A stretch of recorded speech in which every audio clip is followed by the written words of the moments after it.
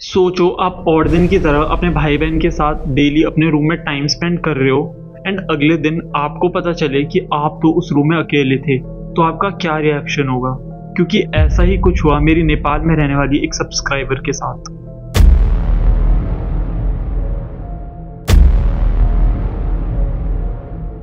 जैसा कि आपको वीडियो की स्टार्टिंग में पता लग ही गया होगा कि एक रियल हॉरर स्टोरी है एंड जिस भी पर्सन ने मेरे साथ ये स्टोरी शेयर करी थी, मैं उसका रियल नेम तो आप लोगों के साथ नहीं शेयर कर सकता बिकॉज ऑफ प्राइवेसी रीज़न, तो हम उसे यहाँ पर आरती नाम से रेफर करेंगे। इस स्टोरी को स्टार्ट करने से पहले मैं आप लोगों को आरती के घर के बारे में और उसकी फैमिली के बारे में बता देता हूँ ताकि आपको बाद में कोई दिक्कत ना हो।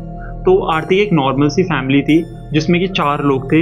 आरती की बड़ी बहन, उसकी मदर और फादर। आरती का जो घर था वो एक नॉर्मल सा 2 BHK हाउस था जिसमें 2 रूम थे। एक रूम था आरती के पेरेंट्स का, दूसरा आरती और आरती की सिस्टर का एंड बाकी बाथरूम, हॉल, किचन। आरती और आरती की बहन का जो रूम था, यहाँ पर 2 बेड लगे हुए थे अपोजिट डायरेक्शन में, जिनमें से कि एक बेड आरती का था और दूसरा उसकी बड़ी बहन का।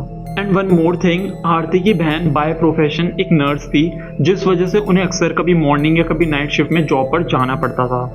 तो ये सब पॉइंट्स आपको ज़रूर ध्यान में रखने हैं, तभी आपको स्टोरी बाद में समझ में आएगी अच्छे से। तो ये बात तब की है जब आरती 11th क्लास में पढ़ रही होती है एंड आपको तो पता ही होगा कि हमें 11th क्लास में कितना सारा होमवर्क और असाइनमेंट मिलता रहता है। तो आरती भी ऐसी बैठकर अपना होमवर्क कर रही होती है एंड जब भी आरती अपना होमवर्क या असाइनमेंट करती थी तो वो अपने कानों में ईयरफोन लगा लेती थी ताकि उसे कोई भी डिस्टर्बेंस ना हो। एंड आई एम श्योर कि आप लोगों में से भी बहुत लोगों ने ये चीज़ ज़रूर ट्राई करी होगी, क्योंकि मैंने तो ये ट्राई करा है और ये बहुत ज़्यादा ही हेल्पफुल है। तो वो जब आरती ऐसे अपना होमवर्क कर रही होती है तभी एकदम से आरती के रूम का डोर खुलता है। उसे ये डोर खुलने की तो आवाज़ सुनाई नहीं देती, बट उसे ऐसा फील ज़रूर होता है कि उसके रूम का गेट किसी ने खोला। तो आरती जब उस तरफ देखती है, उसे वहाँ पर कोई नहीं दिखता। आरती को लगता है कि शायद हवा की वजह से गेट खुला होगा या उसकी फैमिली में से कोई चेक करने आया होगा कि वो पढ़ रही है कि नहीं।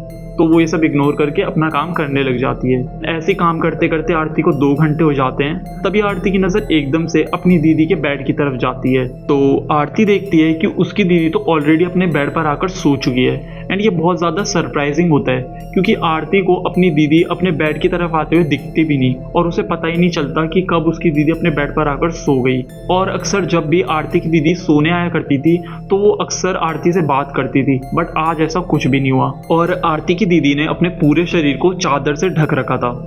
आरती को लगता है कि शायद दीदी की तबीयत खराब होगी या फिर कल उन्हें मॉर्निंग शिफ्ट में जाना होगा, तो वो इन सब चीज़ों पर इतना ध्यान नहीं देती और अपना काम करने लग जाती है। ऐसे ही काम करते करते आरती को 12 बज जाते हैं और तभी उसे अपनी दीदी की आवाज़ सुनाई देती है, जो कि नेपाली में आरती से बोलती है कि तू सोने से पहले रूम की लाइट ऑफ कर दियो। तो आरती भी अपनी दीदी की हाँ में हाँ मिलाती है और अपना काम करने लग जाती है। एंड इस बार भी आरती की दीदी अपना मुंह चादर से बाहर नहीं निकालती, जो कि बहुत ज़्यादा स्ट्रेंज होता है। इसके बाद आरती भी जल्दी जल्दी अपना होमवर्क ख़त्म करती है और लाइट ऑफ करके सोने चली जाती है। अब शुरुआत होती है अगले दिन की। तो जब आरती सुबह सोकर उठती है, वो देखती है कि उसकी दीदी का बेड तो एकदम वेल मैनेज्ड है, जैसे कि रात को वहाँ पर कोई सोया ही नहीं था। और ये बात आरती के लिए काफ़ी ज़्यादा सरप्राइजिंग होती है क्योंकि जब भी उसकी दीदी की मॉर्निंग शिफ्ट होती थी तो आरती और उसकी दीदी एक साथ ही जाया करते थे, क्योंकि आरती का स्कूल भी उसी रास्ते पर पड़ता था जिस रास्ते पर आरती की दीदी का हॉस्पिटल था। तो आरती को लगता है कि शायद दीदी कल रात को जल्दी सो गई थी, इसलिए वो जल्दी उठकर अपना रेडी हो गई होंगी। तो आरती भी जल्दी जल्दी जाकर नहा धोकर रेडी हो जाती है। बट इस पूरे बीच आरती को एक बार भी अपनी दीदी कहीं नज़र नहीं आती, जिस वजह से वो एट द एंड अपनी मदर से पूछ ही लेती है कि मम्मी मुझे सुबह से दीदी नज़र नहीं आई। तभी आरती की मदर बताती है कि दीदी तो कल रात घर पर थी ही नहीं, क्योंकि वो कल रात ही अपनी जॉब पर चली गई थी। और ये सुनते ही आरती के होश उड़ जाते हैं, उसका पूरा शरीर ठंडा पड़ जाता है क्योंकि उसे कुछ समझ ही नहीं आ रहा होता कि अगर उसकी दीदी कल रात को अपनी जॉब पर चली गई तो उसके साथ कल रात रूम में कौन था। थोड़ी देर बाद जब आरती काम डाउन होती है तो वो अपने स्कूल को चली जाती है, बट उस पूरे दिन आरती के दिमाग में सिर्फ एक ही सवाल चल रहा होता है कि कल रात उसके साथ उस रूम में कौन था। एंड ये सोचते सोचते ही आरती के स्कूल की भी छुट्टी हो जाती है।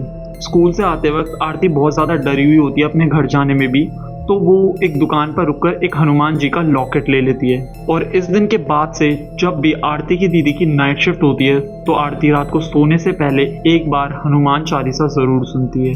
तो ये हॉरर स्टोरी यहीं पर ख़त्म होती है। एंड अगर आप लोग भी चाहते हो मेरे साथ अपनी कोई स्टोरी शेयर करना जो कि मैं इस चैनल पर कवर करूँ, तो आप मुझे मेरी इंस्टाग्राम आईडी पर भी मैसेज कर सकते हो।